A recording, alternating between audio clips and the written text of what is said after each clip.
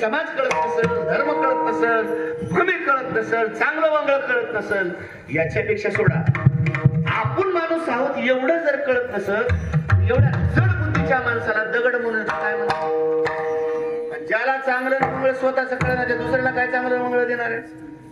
असल्या माणसाकडून काय सुख दुःख मिळणार आहे तुम्हाला? दगडापेक्षाही खालचा दर्जा तुकाराम महाराजांनी ज्या वर्गाला दिलाय त्या तिसऱ्या वर्गाचं नाव मूढ जीवन. मूढ. आणि याच्याकडून सुख बी मिळणार नाही, दुःखही मिळणार नाही, त्याच त्यालाच कळणार तुम्हाला काय देणार आहे. आणि म्हणून 3 वर्ग झाले. एक केवळ दुःख देणारा दुर्जन आहे, सुखाच्या अपेक्षेनं पदरात टाकणारा वर्ग स्वजन आहे, दुःखही देत नाही सुखही देत नाही, त्याचं नाव मूढजन आहे. आणि सांगू तुम्हाला 4था वर्ग असा आहे केवळ कसंही संगतीत जा ते केवळ सुख देणारा वर्ग आहे आणि त्याचं नाव वैष्णवजन आहे. आणि त्याच्या संगतीत गेल्यावर सुख मिळालं. तुकाराम महाराजांनी अभंगाच्या पहिल्या चरणात सांगितलं.